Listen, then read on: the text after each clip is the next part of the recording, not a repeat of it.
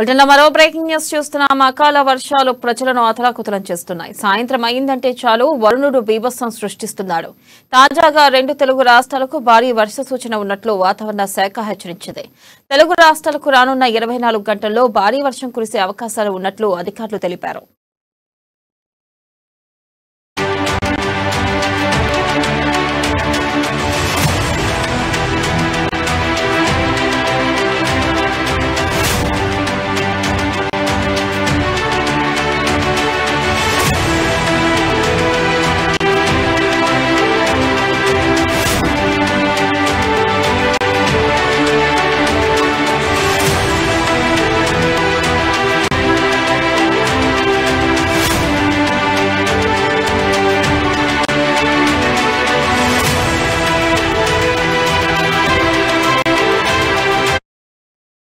ఇక తెలంగాణలో వర్షాలు కురిసే అవకాశాలు ఉన్నట్లు వాతావరణ శాఖ తెలిపింది. తెలంగాణ వ్యాప్తంగా మరో 3 రోజుల పాటు భారీ వర్షాలు కురవనున్నాయి.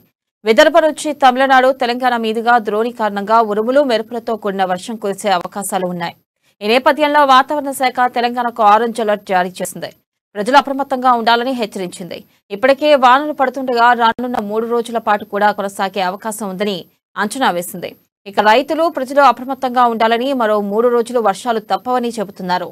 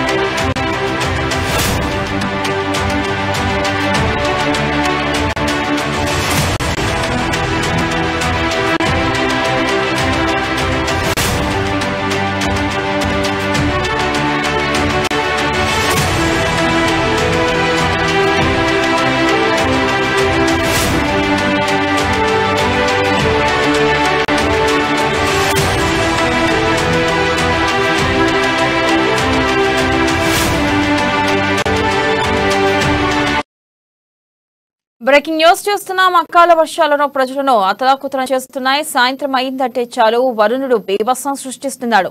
తాజాగా 2 తెలుగు రాష్ట్రాలకు భారీ వర్ష సూచన ఉన్నట్లు వాతావరణ శాఖ హెచ్చరించింది. తెలుగు రాష్ట్రాలకు రానున్న 24 గంటల్లో భారీ వర్షం కురిసే అవకాశాలు ఉన్నట్లు అధికారులు తెలిపారు. ఇక దీనిపై మరింత సమాచారాన్ని మా ప్రతినిధి ప్రవీణ్ అందిస్తారు. ప్రవీణ్, చెప్పండి, ఇంకా వర్ష సూచన ఎన్ని రోజులు ఉండనుంది? అలాగే వాతావరణ శాఖ దీనిపై ఏమంటుంది? ఓకే, థ్యాంక్ యూ వెన్నెల. అకాల వర్షాలతో చూసుకున్నట్లయితే తెలంగాణ రాష్ట్రం కూడా మొత్తం తడిసి ముద్దవుతున్న పరిస్థితి. మొన్న హైదరాబాద్ లో ఆదివారం రాత్రి కురిసిన భారీ వర్షం జీవన వ్యవస్థను కూడా అస్తవ్యస్తం చేసింది. ఆ లోతట్టు ప్రాంతాలు కూడా జలమైన అయ్యే పరిస్థితి. ఆ విద్యుత్ సరఫరా కూడా చాలా చోట్ల అయితే నిలిచిపోయింది.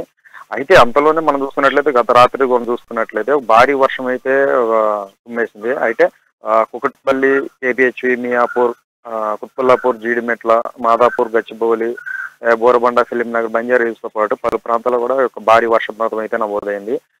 తెల్లవారుజామున అయితే వర్షం అయితే ఎక్కువగా పడుతుంది. ముఖ్యంగా అయితే మూసాపేట, సనత్ నగర్ తదితర ప్రాంతాల్లో అయితే వర్షం అయితే పడింది. మనం రాష్ట్రంలో చూసుకున్నట్లయితే జనగాం జిల్లా చూసుకున్నట్లయితే అత్యధికంగా 13 సెంటీమీటర్లు అయితే మొన్న పడిన వర్షపాతం అయితే నమోదైనట్లు వాతావరణ శాఖ అయితే మనకు తెలుస్తుంది. అయితే ఈ తెలంగాణలో చూసుకున్నట్లయితే ఈ రోజు భారీ వర్షాలు, అలాగే వడగళ్లతో కూడిన, ఈదురుగాలతో కూడిన వర్షాలు పడతాయని చెప్పేసి ఆరెంజ్ అలర్ట్ అయితే జారీ చేసింది. ఇది ముఖ్యంగా చూసుకున్నట్లయితే రాష్ట్రంలోని ఉత్తర, దక్షిణ, ఈశాన్య జిల్లాలకైతే ఆరెంజ్ అలర్ట్ అయితే జారీ చేసింది. కాకపోతే ఈశాన్య జిల్లాలకు అంత ప్రభావం ఉండకపోయినా ఉత్తర, దక్షిణ జిల్లాలకైతే 1-2 చోట్ల భారీ వర్షపాతం నమోదవుతున్నట్టు వాతావరణ శాఖ అయితే తెలిపింది. అలాగే మనం జీహెచ్ఎంసీ పరిధిలో కూడా చూసుకున్నట్లయితే ఒక మోస్తారు నుంచి భారీ వర్షాలు పడే అవకాశం ఉన్నట్లు కూడా వాతావరణ శాఖ పేర్కొంది.